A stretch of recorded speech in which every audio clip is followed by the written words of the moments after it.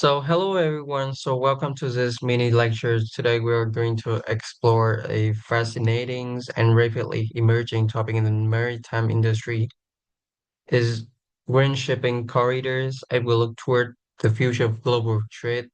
The sustainability of our port and shipping route is no longer just an environmental concern, so it is a core operational and economics imperative. So let's get throughout the introduction and link to the course content. To the slide two. So throughout our course, we have covered various aspects of port operations, efficiency, and the basics of environmental management.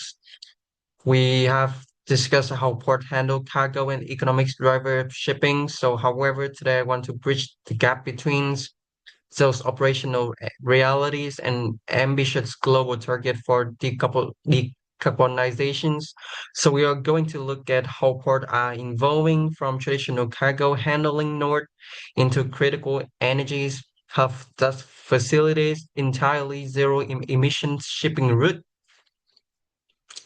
So the slide two is what is a green shipping corridors? What exactly is a green shipping corridors? The Global Maritime Forum defined it as a shipping route between two major port hubs where the technological, economics, and regulatory feasibilities of zero emissions ship is catalyzed through public and private actions. So this concept gained significant international traction following the Climate Declaration at the COP26 Climate Summit in 2021. During this summit, over 2022 countries committed to supporting the establishment of at least six green corridors by the mid-2020s. The idea is simple but powerful.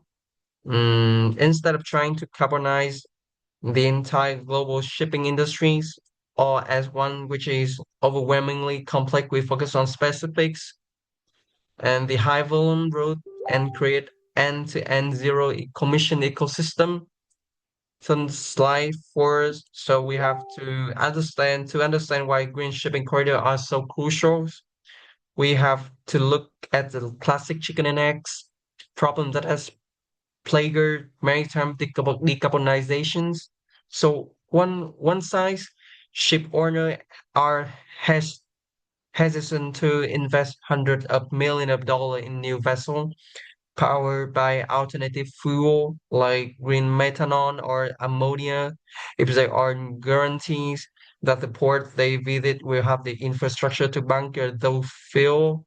On the other side, port authority and reluctant to invest heavily in new expensive bunkering infrastructure without guaranteed demand from the shipping line. So on one side, ship owner are now green shipping or corridor break this deadlock. So by bringing all the stakeholders together, the port at both end of the route, the shipping line, the fuel producer, and governments, they can co-invest and share the risks, and ensuring that both the ship and their infrastructure are developed simultaneously. So the slide five, we get into let's look at this through an academic lens. Recent research highlight both the immense potential and the significant hurdle of this approach,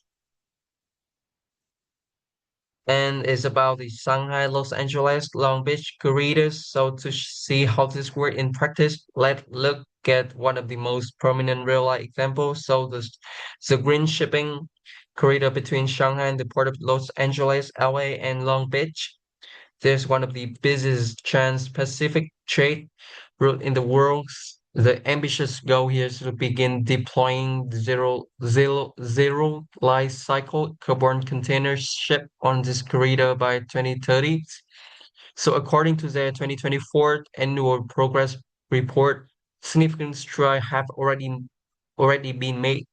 The California port have reached 100% capability for shore power, meaning ship can plug into the local grid and turn off their diesel engines while dock. Furthermore, major courier partners like Mars, CMA, CGM, and Costco are actively involved in planning and deployment of reduced or zero emission vessel of this specific route. And these corridors serve as a vital blueprint for how high volume international route can transition to green operation. So the next slide, we talk about this bring us to the evolving role as in the context of green shipping corridors. The port are no longer just places where cargo is loaded and unloaded. They are becoming critical node for green energy distribution. So to support these corridor port must invest in comprehensive infrastructures.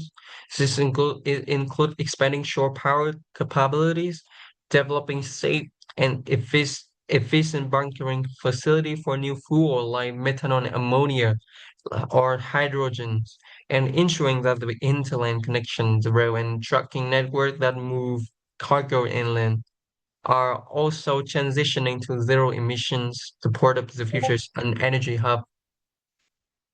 So, in conclusions, green shipping corridor represent a practical, targeted, and highly collaborative approach to decarbonizing the maritime industry.